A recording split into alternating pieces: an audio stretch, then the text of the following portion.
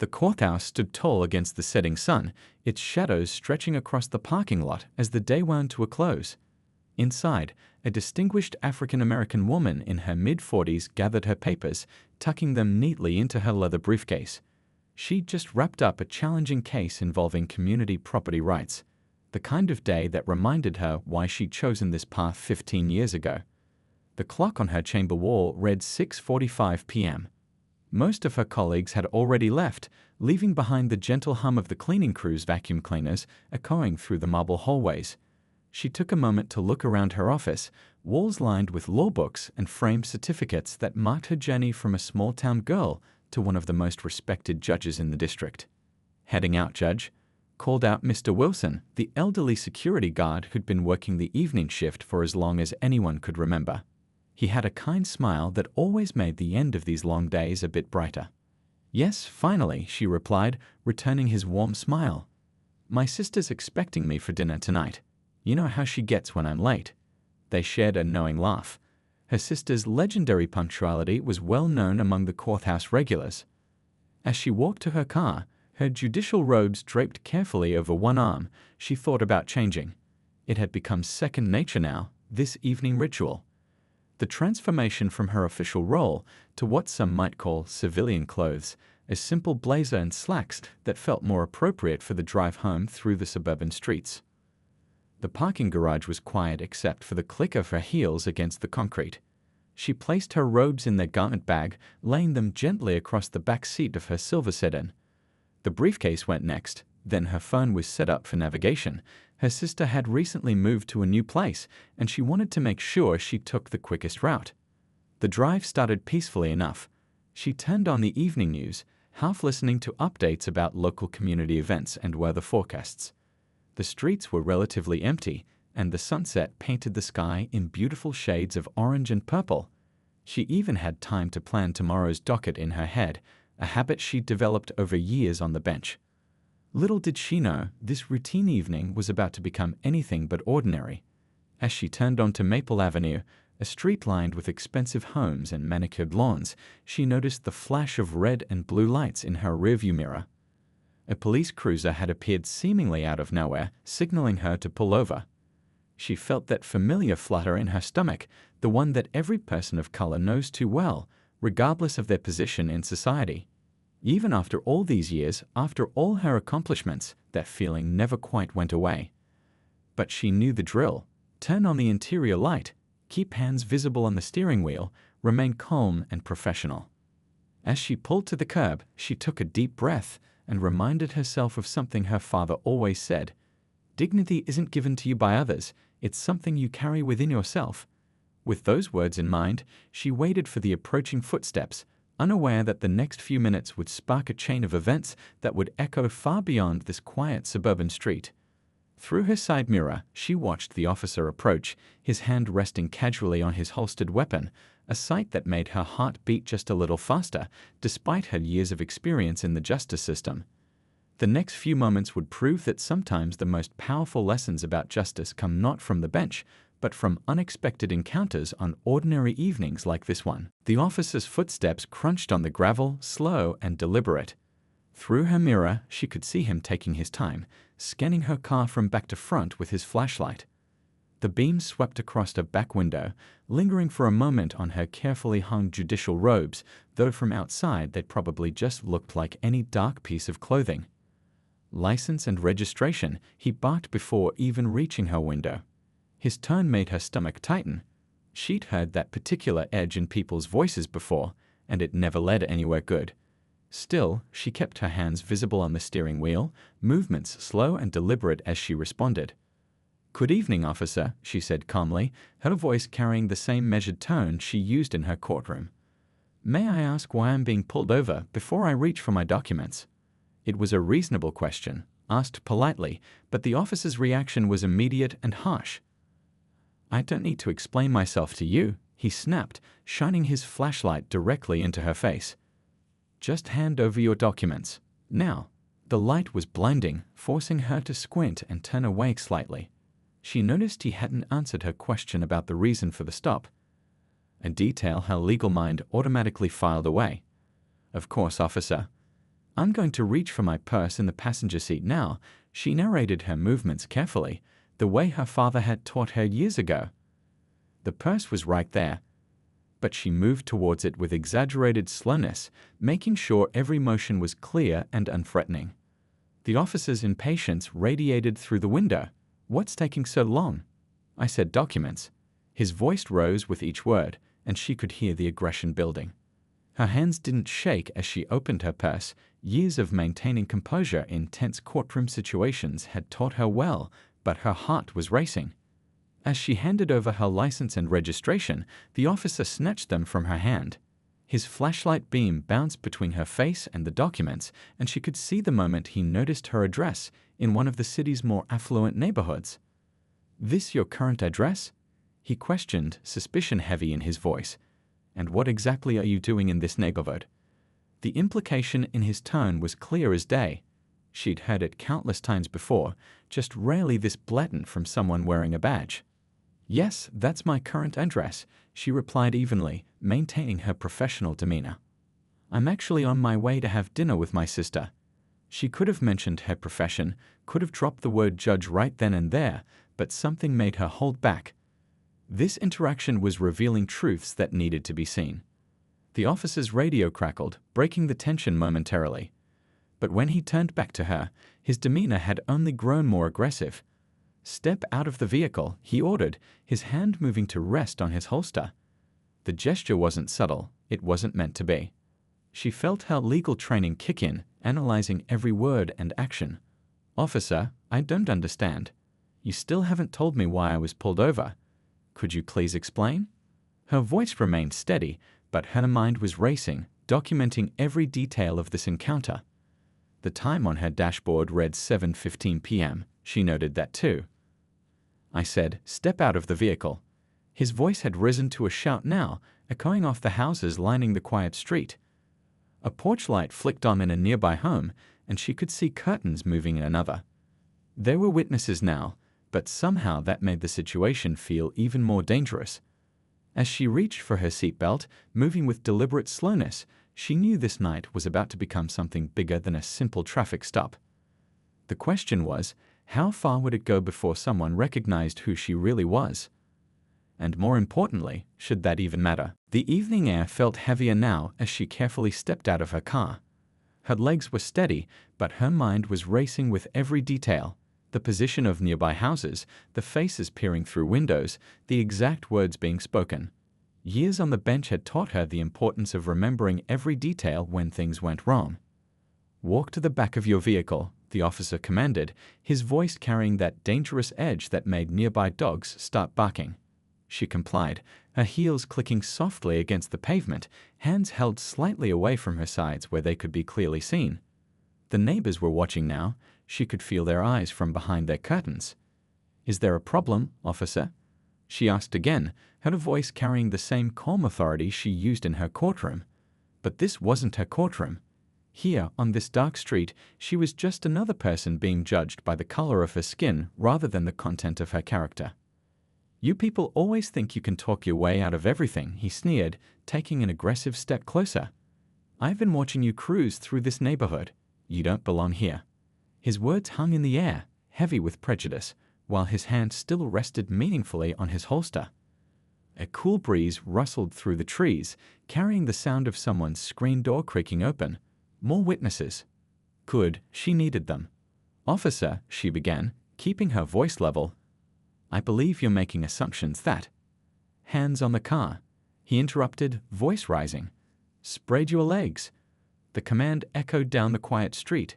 In her mind, she was already composing the complaint she would file, noting every inappropriate action, every violation of protocol. As she placed her hands on her own car's trunk, she could feel the warmth still radiating from the engine. Her dinner with her sister was definitely delayed now, but that seemed like the least of her worries. Through the reflection in her back window, she watched the officer speaking into his radio, calling for backup.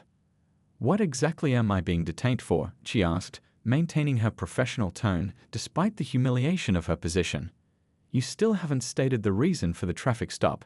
She knew her rights, had spent years protecting others' rights, but knowledge felt painfully inadequate in this moment. The officer moved closer, his boots scraping against the pavement. "You made an illegal turn back there," he said, the lie obvious in his tone.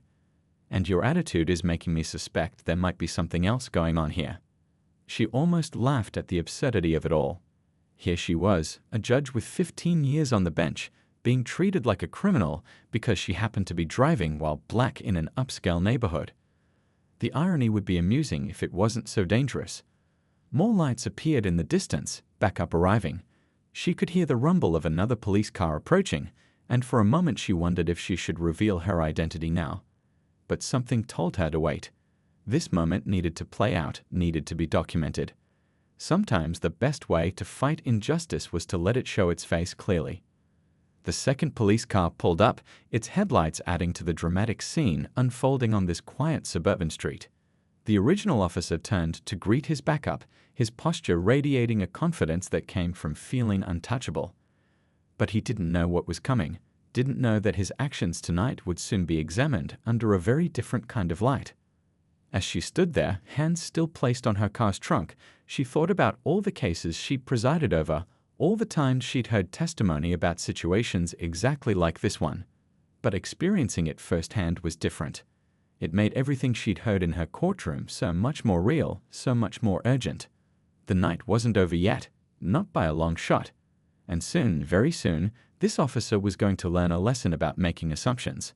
But for now, she waited, watching the second officer approach through her car's reflection, knowing that timing was everything in both law and life. The backup officer stepped out of his car, his movements more measured than his colleagues.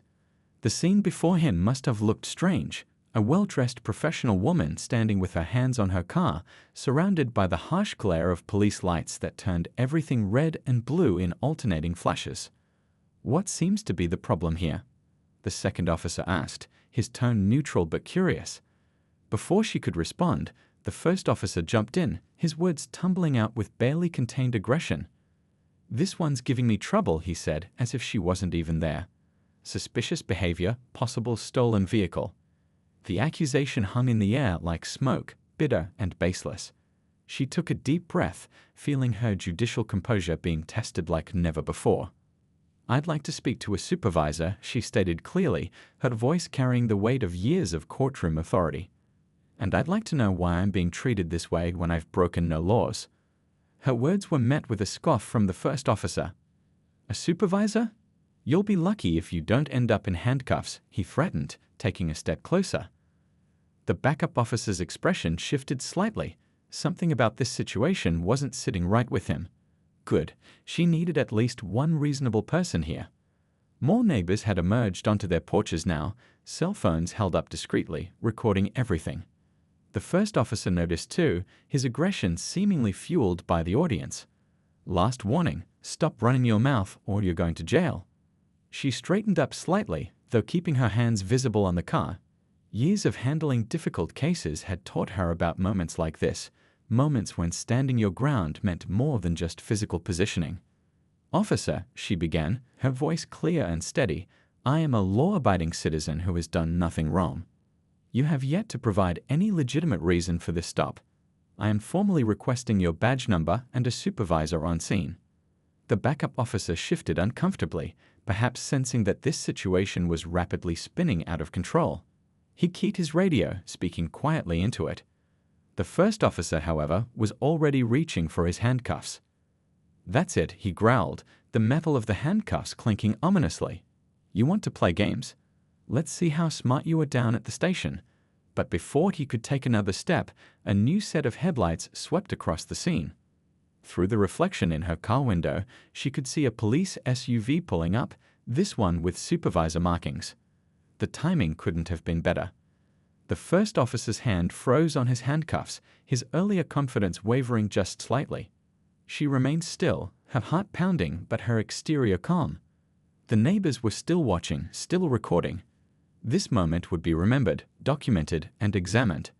But not just for the injustice it represented, for what was about to happen next. The supervisor's door opened, and she could hear the crunch of boots on pavement. The first officer's posture had changed, no longer the swaggering bully, but something less certain. The backup officer took a small step back, creating space for what was about to unfold. This was the moment when everything would change. She could feel it in the air, in the way the wind had died down, as if the night itself was holding its breath. Her credentials were in her purse, still sitting in her car. Just a few words would transform this entire situation. But first, she wanted every detail recorded, every abuse of power noted, every violation of protocol documented. Because this wasn't just about her anymore, it was about every person who'd ever stood where she was standing, who didn't have the power she had to make it right. The supervisor was walking towards them now, flashlight beams sweeping across the scene. In just a few moments, she would reveal her identity. But these last few seconds of injustice needed to be preserved. As evidence, as testimony, as truth. The supervisor approached the scene, his flashlight beam cutting through the tension-filled air. "What's the situation here?" he asked, his experienced eyes taking in every detail: the well-dressed woman, her expensive car, the aggressive stance of the first officer.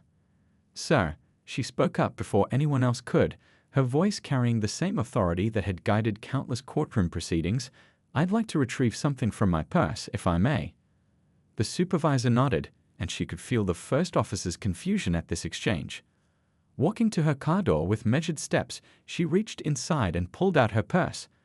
The leather bag felt heavy with the weight of what was about to happen. She removed her credentials, the gold badge catching the flash of red and blue lights. "I'm the Honorable Judge of the District Court," she stated clearly, holding up her judicial identification. The effect was immediate and electric. The first officer's face drained of color, his hand dropping from his handcuffs as if they'd suddenly become hot to the touch. The supervisor's eyebrows shot up, recognition flooding his features. He'd seen her before, presiding over cases in his district. The backup officer took another step back, as if trying to distance himself from what had just happened.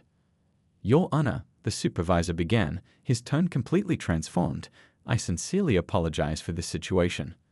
But she held up her hand, the same gesture she used to quiet her courtroom.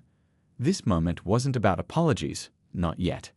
"I want every detail of this incident documented," she said, her voice steady but firm. The baseless stop, the threatening behavior, the discriminatory comments, all of it. The neighbors were still recording, their phones capturing this moment when power shifted like a tide. The first officer started stammering, trying to backtrack. I didn't know who you were." His words trailed off as he realized he was only making things worse. The supervisor's face had hardened at this admission. It was exactly the wrong thing to say. "That's precisely the problem, isn't it?" she replied, looking directly at the first officer. "The way you treat someone shouldn't depend on their title. It should depend on their rights as a human being." The words hung in the air, heavy with truth. The supervisor was already pulling out his notebook, his face grim. The backup officer looked relieved that he'd called for supervision earlier, a decision that might save him from the fallout that was surely coming. Around them, the neighborhood had gone quiet, but the audience remained. Witnesses to this moment when justice herself had been profiled, when prejudice had revealed itself in the most ironic way possible. "I'll need your badge numbers," she continued, her phone now in hand, taking notes of her own. "And I want the body camera footage preserved. All of it." The first officer shifted uncomfortably. Every word he'd spoken, every threat he'd made, was recorded. The supervisor was already on his radio, calling into headquarters. This wasn't going to be a normal end-of-shift report. This was going to be something much bigger, something that would ripple through the department and beyond. She thought about all the others who had faced similar treatment but didn't have the power of a judicial title to protect them. The ones who had no choice but to endure the humiliation, the fear, the helpless anger. This moment wasn't just about her anymore. The neighbors were starting to emerge from their homes now, no longer hiding behind curtains. They were witnesses to something important, something that needed to be seen and remembered. This quiet suburban street had become the stage for a lesson in justice and accountability. Looking at the first officer's now pale face, she saw something beyond fear of punishment. She saw the beginning of understanding, the crack in the armor of prejudice. Sometimes the most powerful lessons come from the most unexpected moments. The next morning, the police station was buzzing with activity. News of last night's incident had spread through the department like wildfire. The chief of police sat at his desk, watching the body camera footage for the third time, his face growing grimmer with each viewing. The screen showed everything: the unnecessary aggression, the baseless accusations, the clear bias in every word and action. But it was the officer's own words that were the most damaging. "You people always think you can talk your way out of everything." The chief paused the video, rubbing his temples. Down the hall, internal affairs investigators were already conducting interviews. The backup officer spoke honestly about what he'd witnessed, his statement adding another layer to the mounting evidence.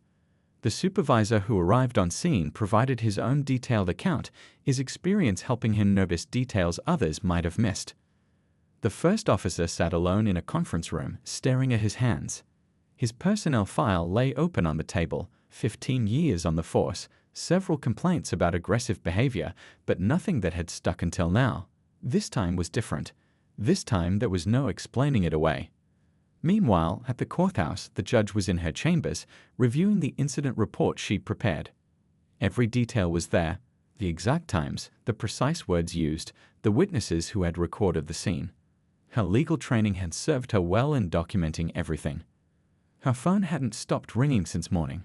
News outlets wanted statements, civil rights organizations wanted to meet, and other judges were calling to offer support. But she wasn't interested in media attention or personal vindication. She was focused on something bigger. A knock on her chamber door interrupted her thoughts. The court clerk entered with a stack of files, similar incidents reported in the same district over the past year. As she began reviewing them, patterns emerged. Same behavior, same excuses, same lack of consequences. Back at the police station, the chief was meeting with his command staff. The body camera footage played on a large screen, forcing everyone to confront the reality of what had happened. Some shifted uncomfortably in their seats, perhaps remembering similar incidents they'd overlooked. "This stops now," the chief announced, his voice firm. "We're not just dealing with this one incident. We're going to address the whole system that allowed it to happen." The room was quiet, the weight of his words sinking in. Outside, community leaders were gathering. The incident had struck a nerve, bringing to light what many had experienced but few had been able to prove. Phone videos from neighbors were already circulating, showing the world what unchecked authority looked like. The judge had declined all interview requests, but she did release a single statement: "This incident is not about me. It's about every person who has ever faced discrimination but didn't have a title to protect them. It's about making sure this never happens to anyone else." In the Internal Affairs Office, investigators were reviewing the first officer's body camera footage from previous stops. A pattern was becoming clear: different faces, different nights, but the same aggressive approach, the same baseless suspicions, the same abuse of power. The supervisor who had responded to the scene was writing his own report, his years of experience helping him articulate what had gone wrong, not just in procedure, but in the fundamental approach to policing. His words would become part of the blueprint for change. By late afternoon, the department had announced a full investigation, not just into this incident, but into all similar complaints from the past 3 years. The chief knew it would be a painful process, but necessary for real change.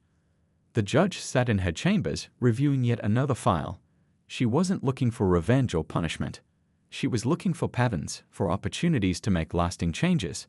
Sometimes justice needed more than just a single verdict. It needed systematic reform. 3 weeks after the incident, the police department's largest conference room was packed. Officers from every shift sat shoulder to shoulder, their attention focused on the front of the room. But today's speaker wasn't their usual instructor. It was the judge herself. She stood at the podium, her judicial robes replaced by a professional suit, her presence just as commanding as it was in the courtroom. The room was silent, every eye fixed on her. Even the officers who usually dozed through training sessions were wide awake. "I'm not here to shame anyone," she began, her voice carrying to the back of the room. "I'm here to share a story, not just mine, but the stories of countless others who've had similar experiences." She clicked to the first slide, showing statistics that made several officers shift uncomfortably in their seats. The first officer from that night sat in the back row, required to attend as part of his disciplinary action. His face had grown more thoughtful over the past weeks, the arrogance replaced by something that looked like understanding. Sometimes the hardest lessons came from the most uncomfortable moments. "Let me take you through that night," she continued, not as a judge, but as a human being. She described the fear, the humiliation, the anger, feelings that many in the room had never considered from this perspective. Some officers took notes, others just listened intently. In the middle of her presentation, she played clips from the body camera footage, not to embarrass anyone, but to show how quickly assumptions and bias could escalate a simple situation. The room was completely silent during the playback, the only sound the scratching of pens on notepads. A young officer raised her hand during the question period. "What could we do differently?" she asked, genuine concern in her voice. The judge smiled. This was exactly the kind of engagement she hoped for. "It starts with awareness," she explained, sharing specific examples of better approaches. "But it continues with action. Every interaction is a chance to build trust rather than break it." Her words resonated through the room, sparking quiet conversations among the officers. The chief watched from the side, noting the reactions of his officers. He'd seen plenty of mandatory training sessions over the years, but this was different. This was real, immediate, and impossible to ignore. This was change happening in real time. After the presentation, several officers stayed behind to talk. They shared their own experiences, asked questions, sought advice. The judge listened to each one, recognizing that change happened one conversation at a time. The first officer approached last, his steps hesitant. "I've been doing a lot of thinking," he said quietly. "I never saw myself as," but watching that footage, he struggled to find the words, but she understood. Sometimes the hardest truths were the ones we had to face about ourselves. Outside the conference room, community leaders waited to discuss the next steps. This presentation wasn't a one-time event, it was part of a larger program of reform. New training protocols, updated procedures, community oversight boards, changes that would outlast any single incident. The local police academy requested copies of the presentation for their cadet training.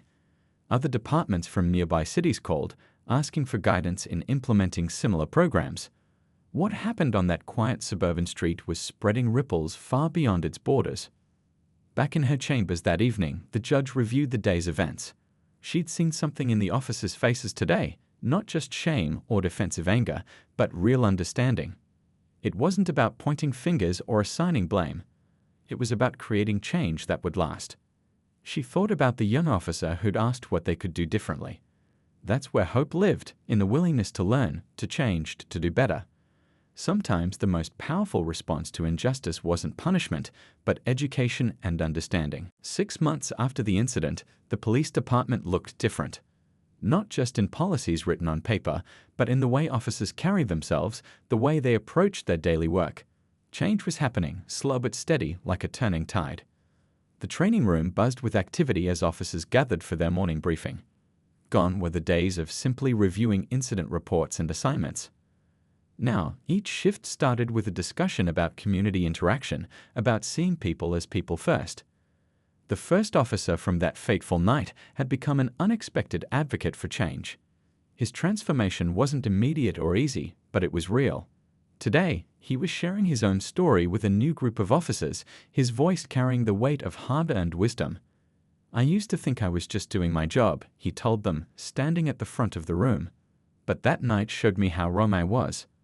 It's not just about enforcing laws, it's about serving people, all people, with respect." The rookies listened intently, hearing the authenticity in his words. Down the hall, the dispatch center had new protocols in place. Every call was handled with increased awareness, every situation approached with better understanding. The dispatchers had received special training too. They were often the first point of contact, the first chance to set the right tone. The chief walked through the building, noticing the small but significant changes. New posters on the walls showed community faces and stories. The break room buzzed with different conversations now. Officers discussing better ways to handle situations, sharing success stories of positive interactions. In the records department, a young officer was reviewing body camera footage, not for violations, but for examples of good policing. These clips would become part of the department's new training program, showing real situations handled with respect and professionalism. The community had noticed the changes too. Complaints were down, but more importantly, positive feedback was up. People were sharing stories of helpful interactions, of officers who took time to listen, to understand, to serve rather than just enforce. At a community meeting, residents spoke about feeling differently when they saw police cars in their neighborhoods. "It's not that knot in your stomach anymore," one elderly resident said. "Now it feels like they're here to help, not to harass." The supervisor who arrived that night had been promoted to training coordinator. His office wall displayed a simple motto: "Every interaction is a chance to build trust." He lived by these words, making sure every officer under his watch understood their deeper meaning. Back at the station, the first officer sat with a group of cadets during their lunch break. They weren't just talking about procedures and protocols, they were discussing real situations, real people, real chances to make a difference. "Remember," he told them, "behind every traffic stop, every call, every interaction, there's a person. Someone's parent, child, friend, someone who deserves respect." The cadets nodded, absorbing the lesson that no academy manual could fully teach. In the parking lot, officers checked their equipment before heading out on patrol. But now they checked something else too: their approach, their attitudes, their understanding of the communities they served. It had become as much a part of their preparation as checking their radios and lights. The department's monthly statistics told a new story. Response times were still important, but now they tracked different metrics too: positive community interactions, successful de-escalations, problems solved without arrests or citations. As the sun set on another day, a new shift of officers headed out into the city. They carried more than just badges and equipment. They carried new understanding, new approaches, new ways of seeing the people they served. Real change wasn't just about rules and procedures, it was about transformed hearts and minds. 1 year later, the judge sat in her chambers, reviewing a thick folder on her desk. It wasn't a case file, it was a collection of letters, reports, and news articles documenting the changes that had grown from that single night on a quiet suburban street. A knock on her door interrupted her reading. A young police cadet stood in the doorway, notebook in hand. She was interviewing key figures for her final academy project about transformative moments in local law enforcement. The judge welcomed her in with a warm smile. "Your story is taught in every academy class now," the cadet said, settling into a chair. "But I wanted to hear it directly from you." The judge looked at the eager young face before her and saw the future of law enforcement, a future built on understanding and respect. Outside her window, the city was alive with activity. On the streets below, police officers went about their daily duties, but differently now. The changes weren't just in policies or procedures, they were in the way officers carried themselves, the way they interacted with the community. The first officer had become an instructor at the academy, teaching a course on bias awareness and community relations. His personal story of transformation had become a powerful teaching tool. Sometimes the best teachers are those who've learned the hardest lessons. The real change, the judge explained to the cadet, wasn't just in new rules or training programs. It was in helping people see each other as human beings first. She shared how that night had become a catalyst for broader conversations about respect, dignity, and justice. The local news had recently run a feature story about the department's transformation. Crime rates hadn't just dropped, community trust had soared. Other cities were sending their officers to learn from their example. What started as a crisis had become a model for positive change. In community meetings, residents spoke about feeling safer, more respected. The us versus them mentality was fading, replaced by a sense of shared responsibility for community safety. Officers were seen as guardians rather than warriors. The judge pulled out a recent photo from her desk drawer. It showed her standing with a group of academy graduates, including some who had been inspired to join the force because of her story. "Every one of these new officers," she told the cadet, "represents hope for the future." The department's training program had won national recognition. Their new approaches to community policing were being studied and adopted by departments across the country. The ripples of change kept spreading, touching more lives, transforming more departments. Back on that same suburban street where it all began, things looked different now. Police cars still patrolled, but their presence brought a sense of security rather than fear.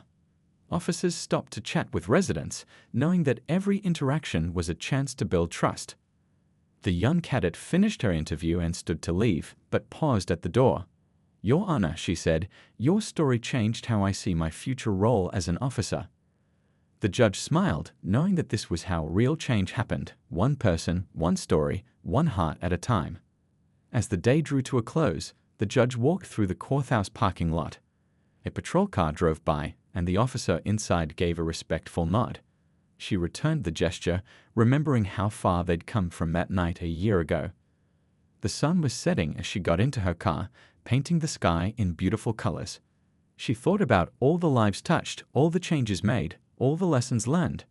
Sometimes the most powerful transformations come from the darkest moments. Driving home, she passed another patrol car. The officer inside was talking with a community member, both smiling, both at ease. This was the real victory, not just changes in rules or procedures, but changes in hearts and minds, creating a legacy that would last for generations to come.